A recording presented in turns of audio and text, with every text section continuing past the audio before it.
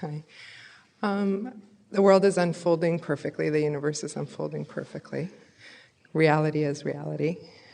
Could you speak a bit about how much you think our individual actions actually in that context can affect the outcome of how the world and the universe are unfolding? Actually, my sense is often our own individual actions are more influential than we would often imagine they are.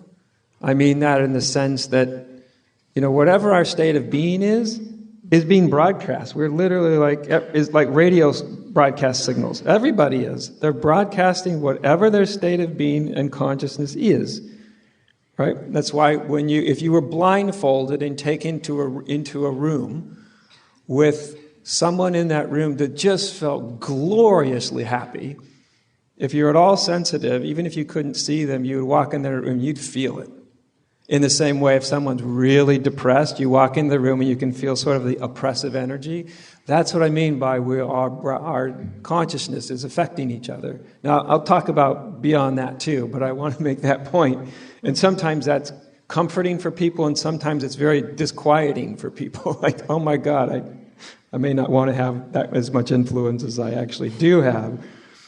But so we are all actually, we are sort of broadcasting our state of consciousness. In that sense, it affects everything and everybody around us. Maybe or maybe not in the way we would like, however. Right? Mm-hmm. Now, when it comes to more active ways of influence, I mean, obviously, not that very many of us are going to have this much influence, but obviously a single human being can have immense influence. Someone like a Martin Luther King or a Mahatma Gandhi, massive influence. Or it can be massive for the bad, Attila the Hun, Adolf Hitler, massive influence, one person, huge, massive influence. So it can go positive or negative.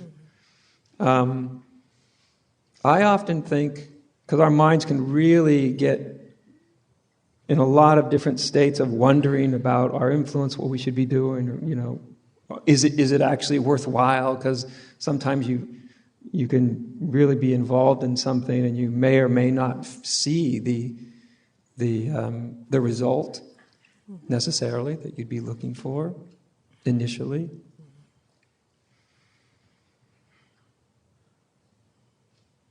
But as I said, most human beings aren't going to have the same influence on the level of a Mahatma Gandhi.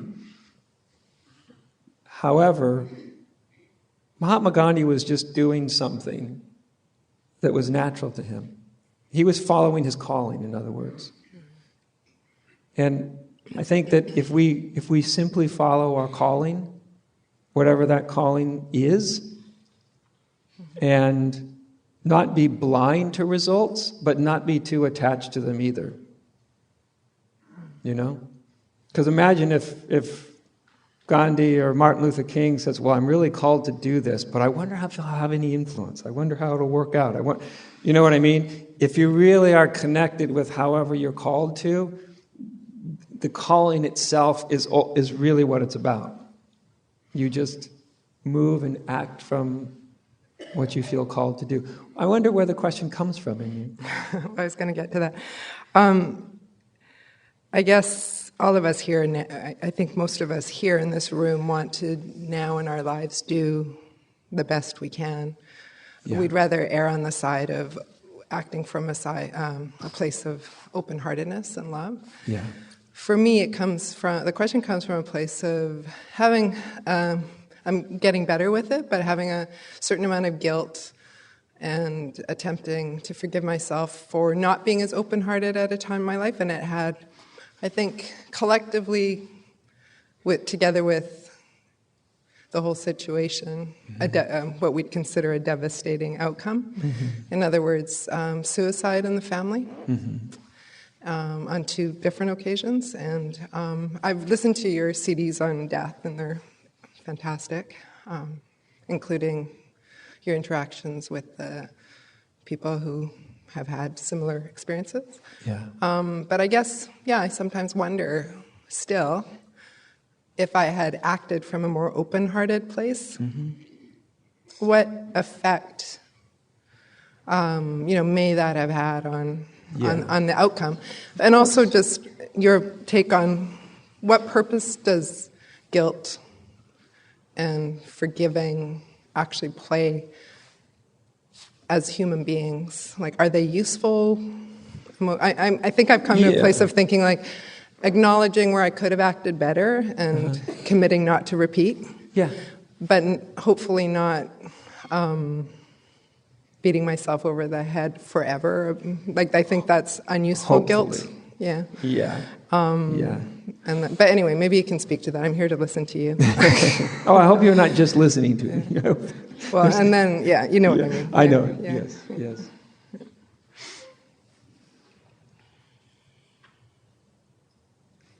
Look, we all have, when someone's died, of course, it amps the whole energy of this whole everything up tremendously. I understand that.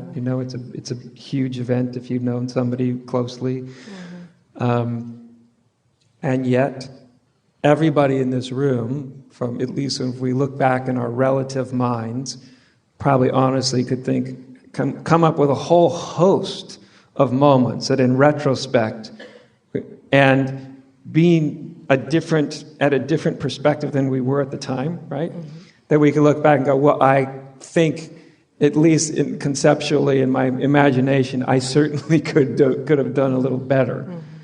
All of us, I think, that have any sort of honesty could have any moments like that we could look back and go, oh, that I could have. Well, there's other options I could have chosen. That might have been good or not. Which is fine to do, I think, because it's part of us. Sometimes it's part of us learning or realizing that we do have different options now, that we might choose to make a few different choices now, because of course now is different from then. In that sense, I think it can be useful, but beyond that, when it starts to go into that area of regret and guilt, well, I didn't, I could have done this, but remember, no matter how you would have been, you have no way of knowing how that would have played out either. Absolutely no idea whatsoever. You see what I mean? Yeah. So I think that's important, almost like to let your mind know. Like, yes, you can imagine making different choices, but what you can't really know is how those different choices would have played out for that person. If it would have had any impact at all, more positive, more negative, who knows how they would have played out, And of course, when somebody that you know and love decides to kill themselves, it's very human, isn't it? To look back and go, is there anything I could have done differently? Is there any different conversation that I could have had? And like I said, I think most rational beings could, even if they felt like they did quite well in a certain sense, almost any of us could come up with oh, well, I could have done this. I could have done that. That's natural. That's human, right? But that's just part of the capacity we have to kind of reflect. But I think if you take the potential beneficial aspect, like, I may make different choices now, which can affect from this moment on going forward. But as I say, we can all say that in so many areas of our life. And even with that, we still don't know the impact that they would have had or will have in the future.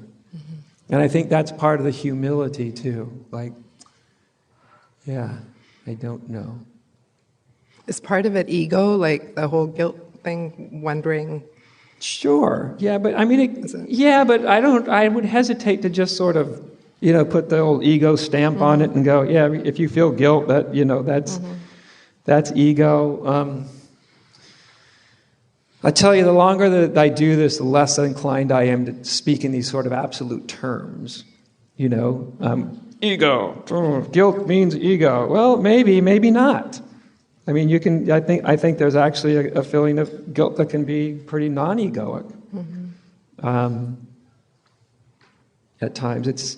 I often think that, there's unhealthy guilt is the guilt that diminishes us, right? Makes us feel small and unworthy, and, it's just a diminishing feeling.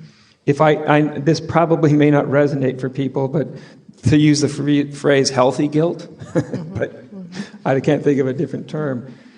It's that part, that just a little bit of that can sort of help us towards a little bit more self-reflection.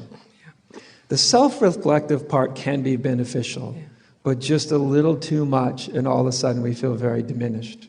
Yeah. And then we go into storytelling, who I could have been, Mm-hmm. But who we could have been is literally just an alternative story. All we can ever have is who we actually were at any given moment. Yeah. Yeah. Who we could have theoretically been in retrospect is not only theory, but it's very questionable whether we actually could have been that at that time.